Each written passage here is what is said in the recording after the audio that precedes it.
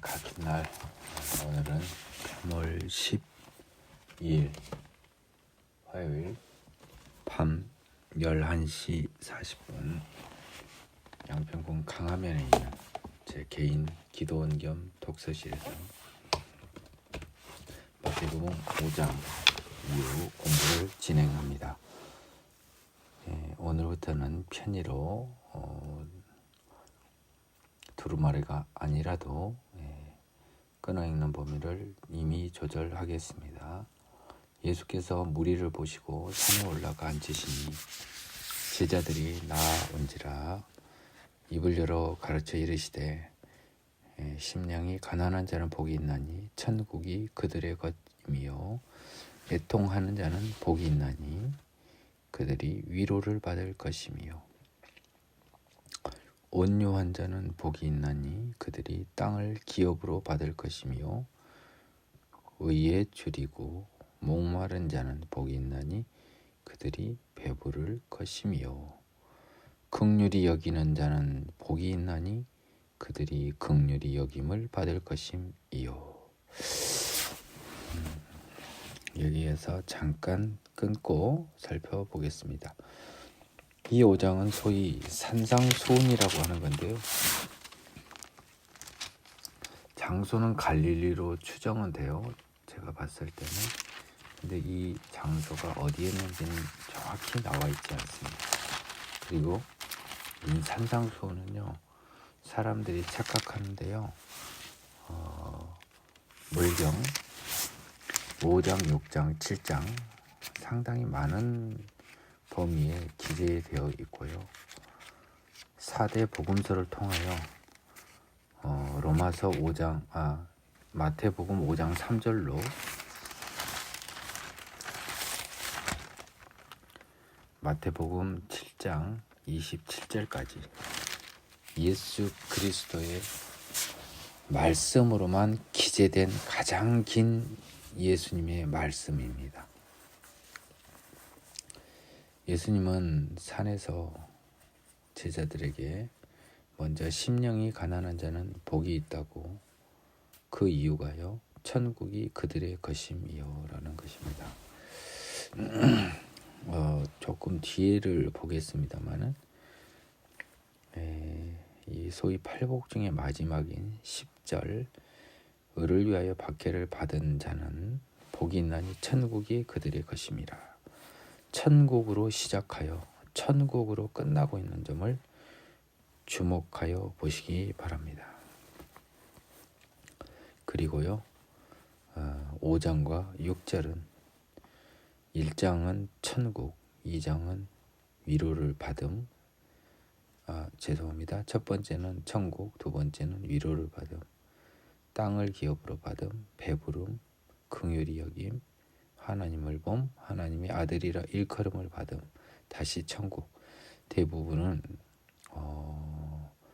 영적인 것이라든지 하늘에 있는 것이지만 5절과 6절은 땅과 배부름이라고 하는 좀 육적인 표현이 있습니다만 이 부분 역시 영적으로 보아야 할 것입니다. 예수님은요, 복은요, 이 세상의 복이 아니에요. 온유한 자는 복이 있나니 그들이 땅을 기업으로 받을 것이며 라고 했을 때 이 땅을 부동산으로 볼 수는 없는 노릇이죠. 의에 줄이고 목마른 자가 단순히 나의 스타마크에 가득 참으로 만족하는 것일까요? 아니겠지요. 팔복은 하나같이 보이지 않는 하늘나라의 복을 이야기하고 있습니다. 구원과 하나님 나라, 그것을 이야기하고 있습니다. 이 세상 것은 복이 아니라는 것이지요. 추측해 볼 수 있겠습니다. 마음이 청결한 자는 복이 있나니 그들이 하나님을 볼 것이며 화평하게 하는 자는 복이 있나니 그들이 하나님의 아들이라 일컬음을 받을 것이며 을을 위하여 박해를 받은 자는 복이 있나니 천국이 그들의 것임이니라. 나로 말미암아 너희를 욕하고 박해하고 거짓으로 너희를 거슬러 모든 악한 말을 할 때에는 너희에게 복이 있나니 기뻐하고 즐거워하라. 하늘에서 너희의 상이 큼이라. 너희 전에 있던 선지자들도 이같이 받게 하였느니라. 팔복의 선언 이후에 나온 11장 12절은요. 하나님의 자녀의 이 복에 비하여 반대로 세상에서는 예수로 인하여 욕하고 박해하고 모든 악한 말을 듣고 이런 조금 견디기 어떤 쉽지 않은 상황이 있는데 이때는 뭡니까? 복이 있나니입니다. 따라서 11절은요. 이 세상의 복은 이거라는 겁니다. 3절에서 10절의 복과 좀 다르게 이 세상의 복은 아주 우리한테 안 좋은 건데 이럴 때 오히려 저희에게 복이 있다는 굉장히 역설적인 말씀을 하세요. 그럴 때 기뻐하고 즐거워하랍니다. 하늘에서 상이 크답니다. 너희 선지자들도 이같이 받게 하였다는 것입니다. 너희도 선지자와 같은 취급을 받을 것이라는 것입니다. 하나님으로부터. 마태복음에서 하늘에서 너희의 상이 크다는 것은 천국을 말합니다. 소금이요 빛이라. 너희는 세상의 소금이니 소금이 만일 그 맛을 잃으면 무엇으로 짜게 하리요? 후에는 아무 쓸데없어 다만 밖에 버려져 사람에게 밟힐 뿐이니라. 아무 쓸데없이 밖에 버려져 사람에게 밟히는 것이 무엇일까요? 당신은 도로가 포장이 되지 않았으니 흙이나 모래를 생각해 볼 수 있겠습니다. 흙이나 모래와 같다는 것입니다. 세상과 같다는 것입니다. 당시 소금은 굉장히 귀한 재산과 같은 소중한 물질이었습니다. 너희는 세상의 빛이라. 산 위에 있는 동네가 숨겨지지 못할 것이요 사람이 등불을 켜서 말 아래 두지 아니하고 등경 위에 두나니 이러므로 집안 모든 사람에게 빛이 있느니라. 이같이 너희 빛이 사람 앞에 비치게 하여 그들로 너희 착한 행실을 보고 하늘에 계신 너희 아버지께 영광을 돌리게 하라.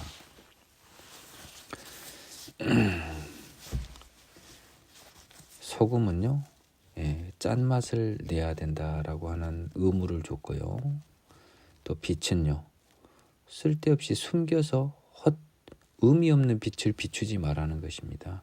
즉 무엇입니까? 우리가 숨어서 우리만의 길을 가라는 것은 아니지요. 우리의 빛을 숨겨두지 말라는 것입니다. 숨지 말라는 것입니다. 그러면요, 우리는 세상의 빛이 되어서 산 위에 있는 동네, 하늘나라 천국이 하나님 자녀의 빛으로 숨겨지지 않는다는 것입니다. 보여진다는 것입니다. 결국 천국을 세상 사람에게 보여주는 것은 하나님 나라의 존재를 보여주는 것은 하나님 나라를 소망하는 믿음의 자녀들의 빛이라는 것입니다. 그들이 삶의 방식으로 그들이 거룩하게 깨끗하게 죄 없이 이 세상을 살아가는 모습을 통하여 그 빛을 통하여 천국은 보여질 수밖에 없다는 것이에요.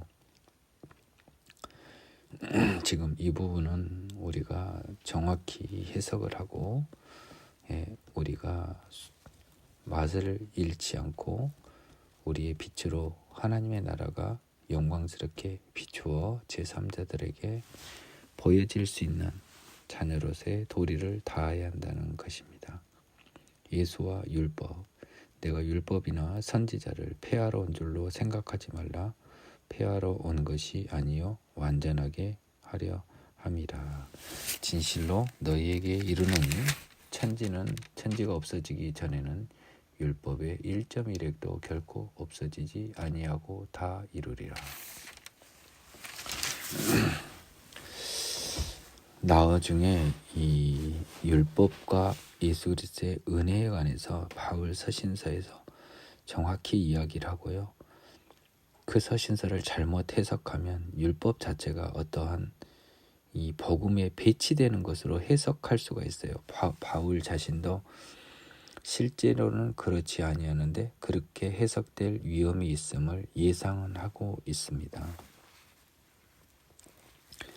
그래서 잘못 해석하면 예수가 오셔서 기존에 있었던 율법, 이스라엘 민족에 줬던 율법이나 선지자를 폐하러 온 줄로 생각하지 말라. 온전하게 하려 함이라. 이 폐하려 온다는 것은 율법에 걸리는 것 같고요. 완전하게 하려 하면은요, 율법과 선지자가 다 걸리는 것 같아요. 예수님께서 오신 것은 선지자들의 그 예언을 성취하려고 오신 거잖아요. 그 자체가 폐하려 온 것은 아닌 걸로 생각을 해요. 근데 율법은 폐하려 온 줄로 오해할 수 있습니다. 근데 그게 아니라는 겁니다. 또한 완전하게 하려 함이라는 말을 통하여 율법과 선지자의 예언을 예수님께서 완성한다는 그러한 큰 어떤 선언이 써 있는 것입니다. 천지가 없어지기 전에는 무엇이죠? 천국이 도래하기 전에, 이 세상이 망하기 전에 율법도 피조물입니다.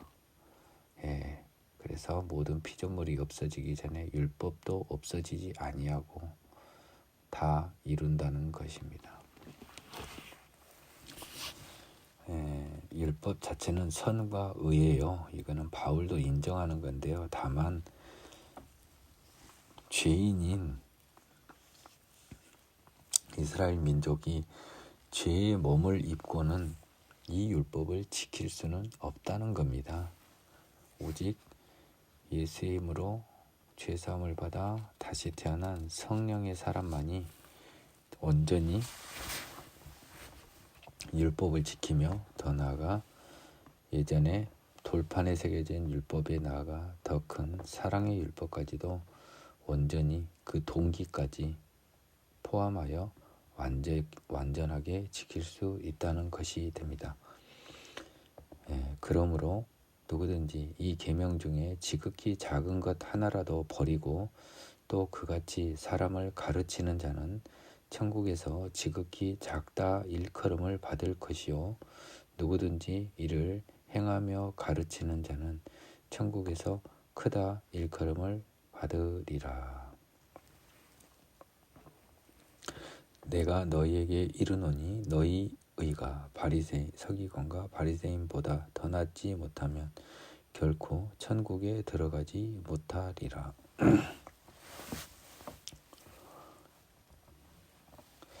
19절과 20절은 종합적으로 판단을 해야 되겠습니다. 누구든지 이 계명 중에 작은 것이라도 버리고 그것을 그같이 사람을 가르치는 자는요, 천국에서 작다 일컬음을 받는다고 하거든요. 근데 20절에서는요, 우리의 의가 서기관과 바리새인보다 더 낫지 못하면 천국에 들어갈 수 없다고 이야기하고 있어요. 천국에서 지극히 작다 일컬음을 받을 것이요 천국에서 크다 일컬음을 받을 것이라는 말 속에 천국의 어떤 상하가 관념될 수 있는 표현도 있고요. 다만 20절에서는 서기관과 바리새인보다 낫지 못하면 천국에 들어가지 못한다고 써져 있기 때문에 과연 그 19절의 의미를 천국 내에서의 그 상하 믿음의 상하 구별인지 아니면 천국을 들어가나 못 들어가나 문제인지 해석의 여지가 남을 수 있어요. 저는 후자로 보고 싶은데요. 다만 19절은 굉장히 추상적이고 19절 말씀을 하신 이유는요, 율법을 소중하게 다 지켜야 한다는 것입니다. 따라서 19절의 취지를 가지고 천국에서의 입성 여부나 천국에서의 상급의 분류를 놓고 보는 것은 조금 무리라고 보여지고요. 이렇게 일컬음을 받을 정도로 율법을 소중히 여기는 마음을 가지라는 뜻에서 말씀하신 것 같습니다. 왜냐하면 20절 해석상 우리의 의가 서기관과 바리새인보다 낫지 못하면 천국에 들어갈 수 없다고 말씀하고 계시거든요. 자, 이제 5장 후반부터 나머지는요, 여러분들이 이 성경은 목차 구분이 정확히 안 돼 있어요. 그래서 기본적으로 나와 있는 것들이 어떠한 프레임에서 작성되어 있는지를 상당히 좀 회독수가 늘어날수록 주의를 하고 보아야 합니다. 노하지 말라, 간음하지 말라, 맹세하지 말라, 약한 자를 대적하지 말라 라고 해서요, 지금 기본적으로는요,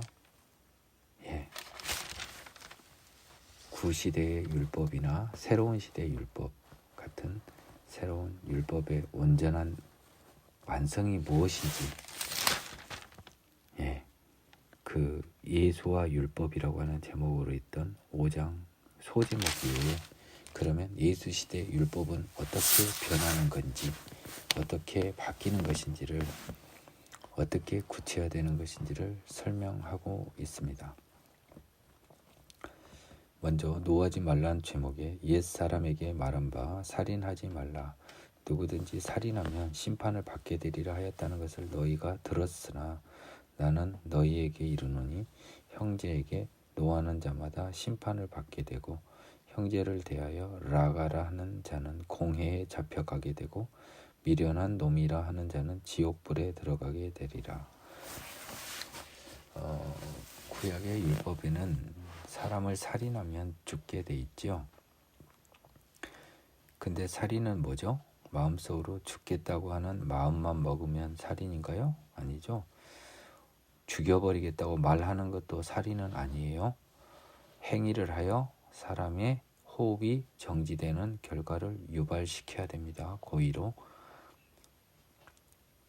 그런데요, 예수님은요, 형제에게 화내는 자마다 심판을 받는다고, 죽는다고 이야기했고요, 바보라고 이야기하거나 미련한 놈이라고 하는 자도 똑같이 살인한 자와 동일하다는 것입니다.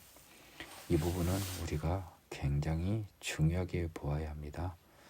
22절에서 이와 같이 살인과 본질적으로 다른 욕설이나 미워하는 성내는 이 마음을 왜 살인하고 동일하게 예수님이 보았을까요?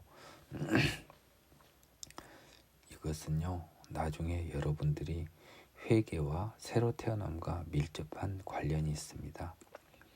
22절을 예수님이니까 선언적으로 하신 말씀이지요. 우리가 어떻게 이렇게 할 수 있겠습니까? 라고 하는 여러분들은 예수를 거짓말쟁이로 만드는 거예요. 그래서 예수님을 거짓말쟁이로 만드는 여러분은 예수님의 자녀가 될 수 없지요. 예수님은 여러분이 지킬 수 없는 22절을 명하시는 분밖에 더 되나요? 여기서 여러분에게 굉장히 중요한 문제를 하나 제가 내겠습니다. 22절이 여러분에게 선언적인 규정이고 내가 꼭 지켜야 되는 것은 아니라고 생각하는 여러분에게는요, 천국이 허락되었을까요? 네, 19절 보면 그런 사람도 천국에 작다고 일컬음을 받을지라도 천국은 갈 수 있다는 자기가 원하는 희망사항을 표출할 수 있는데요. 22절을 선언적으로 듣는 사람은요, 천국에 관한 예수님의 말씀도 선언적으로 들리게 돼요. 22절이 살아있는 하나님의 말씀, 예수님의 말씀, 우리가 지켜야 할 말씀, 그리고 우리는 이러한 것마저 지킬 수 있는 힘을 죄사함을 통하여 예수님을 주신 성령으로 다시 태어나면 이렇게 할 수 있다는 그 믿음의 고백과 하나님의 전능하심 앞에 무릎을 꿇어 22절에 도달해야 되는 겁니다. 22절 말씀을 단순히 성경에서 어떠한 바람직한 방향으로라면 여러분에게는 천국은 손에 잡히지 않을 것이에요. 왜냐하면 성경은 여러분에게서는 경우에 따라서는 나에게 해당이 되는 게 있고요. 경우에 따라서는 나에게 해당되지 않는 말이 있는 걸로 두 가지로 분류할 수 있는데, 여러분은 무슨 근거로 천국에 가는 것은 여러분에게 해당되는 것으로 판단할 수 있나요? 모든 것이 다 나에게 해당된다고 해야 천국도 여러분에게 손에 잡히고 여러분의 것이 될 것입니다.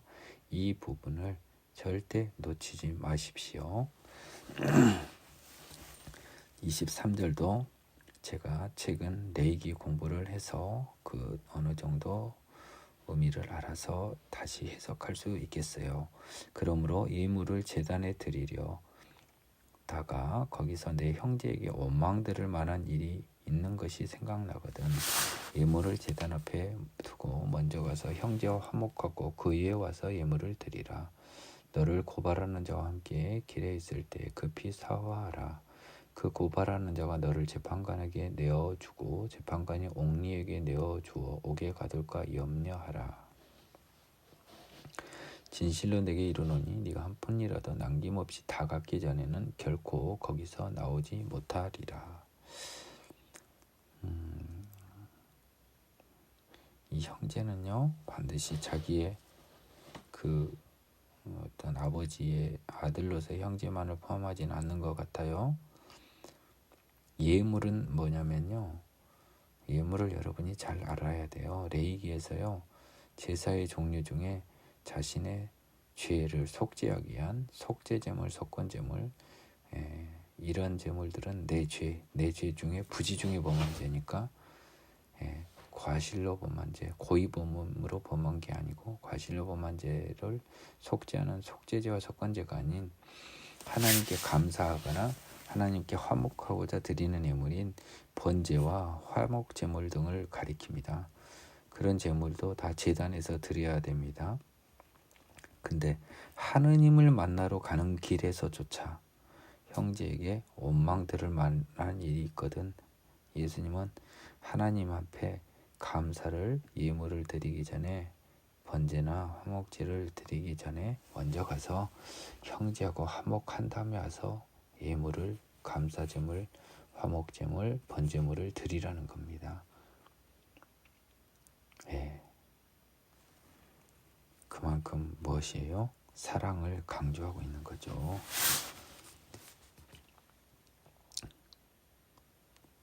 그리고요, 25절에서 26절에는요, 나를 고발하는 사람을 없게 하도록 하라는 것입니다. 그래서 결국은 뭐예요? 21절에서 26절은요, 사람을 사랑하라는 것입니다. 써지기는 노하지 말라고 써졌는데요, 사람을 사랑하라는 거예요. 역으로 사람을 사랑하면 노하지 않는 거죠. 간음하지 말라. 또 간음하지 말라 하였다는 것을 너희가 들었으나 나는 너희에게 이르노니 음욕을 품고 여자를 보는 자마다 마음에 이미 간음하였느니라. 만일 내 오른눈이 너로 실족하게 하거든 빼어내어 버리라. 내 백체 중에 하나가 없어지고 온몸이 지옥에 던져지지 않는 것이 유익하며, 또 만일 내 오른손이 너로 실족하게 하거든 찍어내어 버리라. 내 백체 중에 하나가 없어지고 온몸이 지옥에 던져지지 않는 것이 유익하니라. 그 27절 이하에서 여기서 끊겠습니다. 하나님은요, 간음죄를 아주 싫어해요. 그 성적인 욕심이 사단이 인간을 지배하는 가장 강력한 수단이라고 하나님이 보신 것 같아요. 그건 구약에서도 마찬가지예요. 구약에서는 다만 일부 일처제의 원칙은 없었어요. 그래서 아내가 많은 사람은 있었지요. 하지만 남자들에게 있어서 아내는 매력이 줄어들기 때문에요. 일부 다처라 하더라도 간음의 유혹은 얼마든지 있는 겁니다. 근데 간음을 철저히 금했어요. 그것은 이것이 사탄이 인간을 지배하는 수단으로 보고 있기 때문입니다. 그래서요, 실제로 간음 행위를 하지 않았더라도 더러운 음욕을 품고 여자를 보는 자마다 이미 간음하였느니라. 마음에 간음하였느니라 라고 하는 표현에 여러분이 굉장히 조심해야 됩니다. 예수님은요, 이 말씀을 왜 써놓냐면요, 마음에 지은 죄도 죄라는 것입니다. 자, 여기서 그러면 여러분은 힌트를 채야죠. 여러분 마음을 어떻게 합니까? 보실 수 있다는 겁니다. 하나님은. 그러니까 마음에 진 죄도 다 죄라는 거예요. 실제로 행한 죄만이 아니고요. 그러기 때문에 바울이 그 고백을 하죠. 탐하라 탐하지 말라 하지 않았으면 내가 탐심이 죄인 줄 몰랐다는 거예요. 탐심은 몸 밖으로 나오지 않으니까 죄인지 알 수 없어요. 하지만 하나님이 계명으로 주셔서 이게 죄라고 바울이 뒤늦게 시인을 한 거였어요. 따라서요, 예수님에 의해서 새로 태어나는 사람은요, 다른 여자를 보고 음욕을 품는 것은 이미 예수님의 자녀가 아닌 것입니다. 나중에 다시 이야기하겠지만요, 회개로 다시 태어나야 할 것입니다. 눈과 손을 버리고라도 간음을 이겨내라. 예수님의 강한 명령입니다. 또 일렀으되 누구든지 아내를 버리려거든 이혼 증서를 줄 것이라 하였으나 나는 너희에게 이르노니 누구든지 음행한 이유 없이 아내를 버리면 이는 그로 간음하게 함이요 또 누구든지 버림받은 여자에게 장가드는 자도 간음함이니라.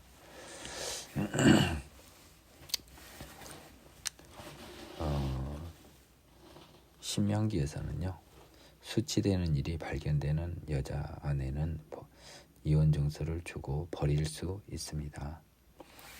그런데요, 예수님은요, 이제요, 수치되는 일을 음행한 이유로 한정을 했어요.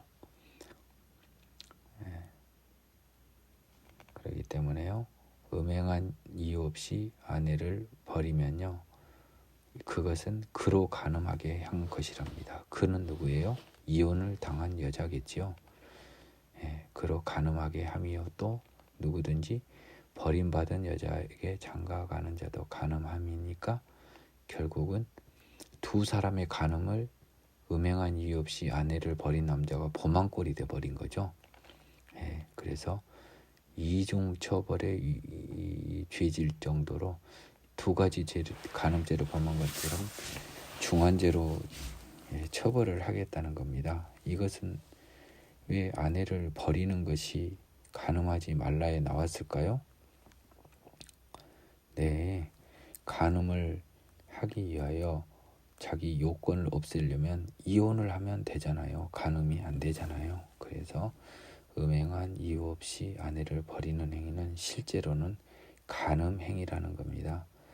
즉, 그 어떤 범죄 행위를 하기 위하여 범죄에 필요한 조건을 없애버리는 그런 행위, 그 동기 자체가 그 행위를 한 것과 동일하다는 거예요.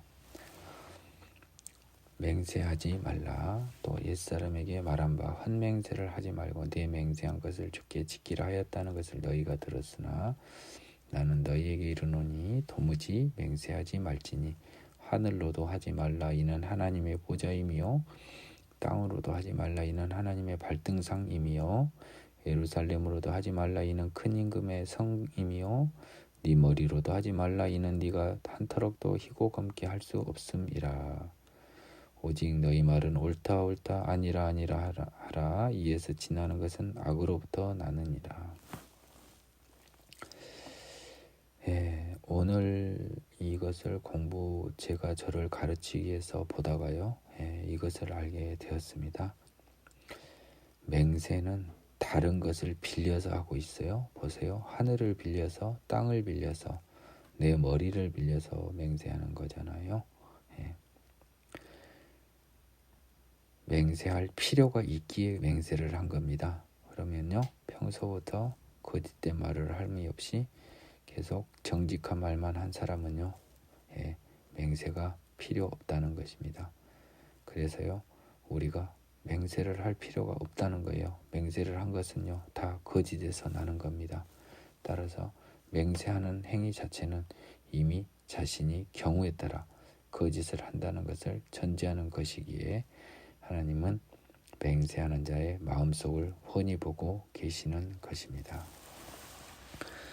악한 자를 대적하지 말라. 또 눈은 눈으로 이는 이로 갚으라 하였다는 것을 너희가 들었으나 나는 너희에게 이르노니 악한 자를 대적하지 말라. 누구든지 네 오른뺨을 치거든 왼편도 돌려대며 또 너를 고발하여 속옷을 가지고자 하는 자에게 겉옷까지도 가지게 하며 또 누구든지 너로 억지로 우리를 가게 하거든 그 사람과 심리를 동행하고 내게 구하는 자에게 주며 내게 꾸고자 하는 자에게 거절하지 말라.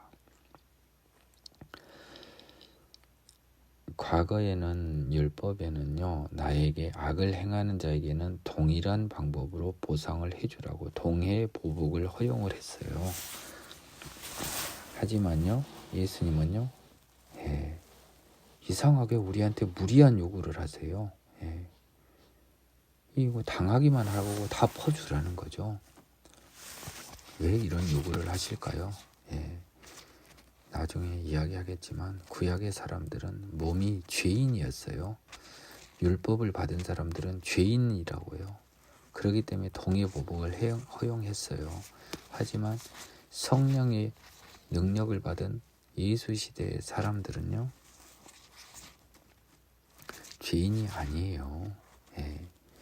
이 사람들은요, 이제 세상을 이길 힘이 있어요. 그래서 다른 사람을 사랑하라는 것입니다. 왜 이 말을 했을까요? 내가 다른 사람을 사랑해서 내가 오른뺨을 치던 왼편을 돌려대며 겉옷까지 가지게 하며 억지로 심리를 가주면서요, 내가 사랑해서 그 혜택을 당장엔 그 상대방이 버는 듯 하지만 결국 그 사랑의 온전한 리턴은 나한테 돌아와요. 예수님은 나로부터 사랑받는 사람을 걱정해서 이 말을 한 게 아니에요. 이것이 나에게 더 좋은 것이기 때문에 명령하시는 하나님이신 거예요. 동일한 말이 나옵니다. 원수를 사랑하라. 또 네 이웃을 사랑하고 네 원수를 미워하라 하였다는 것을 너희가 들었으나 나는 너희에게 이르노니 너희 원수를 사랑하며 너희를 박해하는 자를 위하여 기도하라. 이와 같이 한즉 하늘에 계신 너희 아버지의 아들이 되리니 이는 하나님이 그 해를 악인과 선인에게 비추시며 비를 의로운 자와 불의한 자에게 내려주심이라. 너희가 너희를 사랑하는 자를 사랑하면 무슨 상이 있으리요? 세리도 이같이 아니하느냐? 또 너희가 너희 형제에게만 무난하면 남보다 더하는 것이 무엇이냐? 이방인들도 이같이 아니하느냐? 그러므로 하늘에 계신 너희 아버지의 온전하신 같이 너희도 온전하라.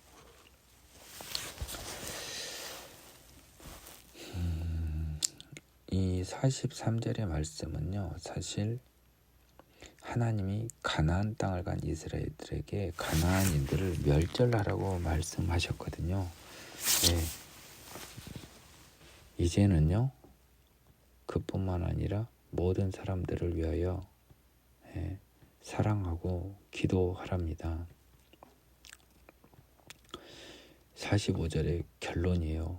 이것이 이같이 해야 하나님의 아들이 된다는 거예요. 예. 이는 하나님이 해를 악인과 선인에게 비추며 비를 의로운 자와 불의한 자에게 내려주심인데요. 우리는 이렇게 봐야 될 것 같아요. 하나님의 구원 여부는 우리가 죽을 때까지 몰라요. 그래서 악인과 선인은요, 우리 기준에는 악인과 선인일 뿐 하나님 해에는 동일하게 비추시고요. 예, 의로운 자와 불의한 자도 우리의 기준일 뿐 하나님이 주신 비는 동일하게 내려지는 겁니다. 다만 하나님의 시간에서는 정해져 있고 우리가 이 세상을 떠나면 그가 선인인지 악인인지 알 수 있겠지요. 하지만 우리는 이 세상을 머무는 동안 하나님의 아들로서 구원 여부를 알 수 없기에 모두를 사랑하라는 하나님의 명령입니다. 46절과 47절, 이것은 우리를 걱정해서 한 말입니다.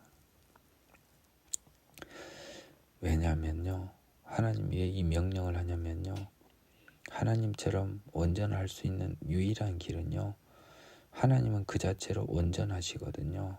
근데 죄에 늘 노출되어 있는 우리는 사랑의 힘만으로 그 죄를 이기고 온전함을 이룰 수 있다는 것입니다. 오늘은 굉장히 피곤한 몸이라서요. 6장 1부인 너희는 이렇게 기도하라까지 하고 마무리하겠습니다. 구제함을 은밀하게 하라. 6장. 사람에게 보이려고 그들 앞에서 너희 의를 행하지 않도록 주의하라. 그리하지 아니하면 하늘에 계신 너희 아버지께 상을 받지 못하느니라. 그러므로 구제할 때 외식하는 자가 자기 사람에게서 영광을 받으려고 회당과 거리에서 하는 것 같이 너희 앞에 나팔을 불지 말라. 진실로 너희에게 이르노니 그들은 자기 상을 이미 받았느니라. 너는 구제할 때 오른손이 하는 것을 왼손이 모르게 하여 네 구제함을 은밀하게 하라. 은밀한 중에 보시는 너희 아버지께서 갚으시리라.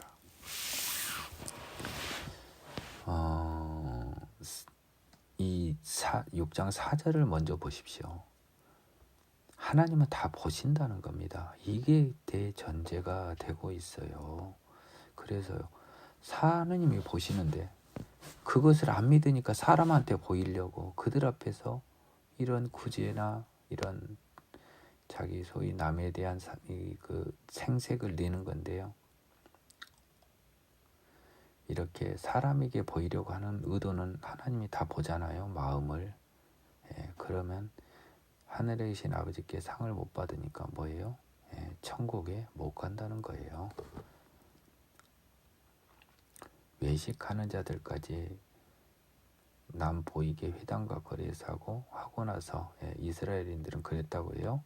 착한 일을 하면 나팔을 불었나 봐요. 그러니까 이미 상을 받았잖아요. 이 사람들이 왜 이래요? 하나님을 안 믿는 거예요.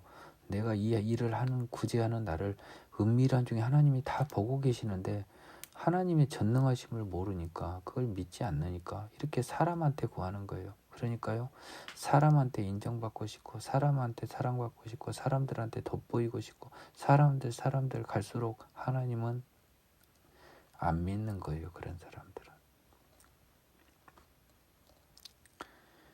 사람들이 나를 인정 안 해줘도 화날 게 없어요. 구제함을 은밀하게 하라는 거예요. 다 보신다는 거예요. 무서운 말이기도 합니다.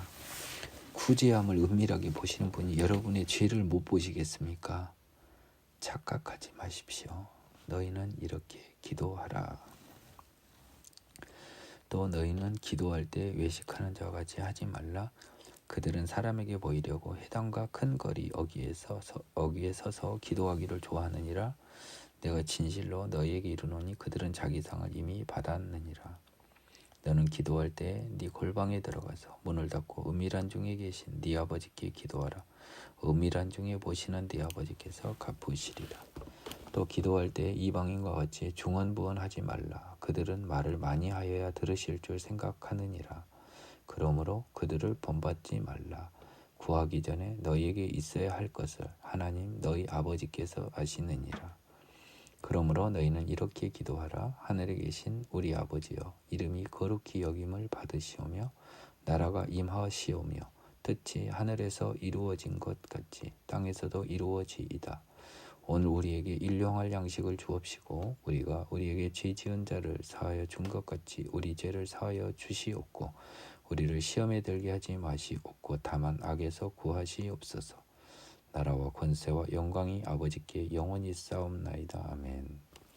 너희가 사람의 잘못을 용서하면 너희 하늘 아버지께서도 너희 잘못을 용서하시려니와 너희가 사람의 잘못을 용서하지 아니하면 너희 아버지께서도 너희 잘못을 용서하지 아니하시리라. 기도하라는 제목으로요. 어차피 하나님은 은밀한 걸 다 보고 있기 때문에 기도는 하나님과의 은밀한 대화가 원칙입니다. 그런데요, 너무 힘들어요. 정말 조용한 기도가 나오지 않아요. 그때는 부르짖는 기도로 나갈 수밖에 없어요. 이거는 기도의 원칙인 겁니다. 원칙은 조용히 하는 게 원칙이에요. 그리고 중언부언할 필요도 없지요. 아버지가 우리에게 있어야 할 걸 다 알지요. 그런데요, 우리가 너무도 간절한 마음이고 정말 죄와의 큰 싸움, 그 간절함은 내가 돈이 필요하고요, 내가 내 아들이 합격해야 되고 이런 간절함이 아니라요. 여러분 주의하십시오. 죄와의 절체절명의 순간에 싸움을 하는 때는요, 여러분의 기도가 간절해질 수밖에 없어요. 평온한 기도가 안 나와요. 그것은요, 죄와의 싸움에서 하나님의 큰 힘을 구할 때만 그런 기도를 하는 거예요. 여러분의 세상 욕심을 위해서 그런 기도는 하나님의 나라와 의를 구하는 기도가 아니에요. 주기도문을 예를 들어주고 계시고요. 재미있는 것은 용서가 기도의 장에서 나온다는 것입니다. 따라서요, 남의 저주를 기도는 여러분은 해서는 안 되는 겁니다. 용서할 수 있는 힘을 하나님께 구해야 할 것입니다. 오늘 몸이 매우 피곤한 관계로 여기서 마치겠습니다.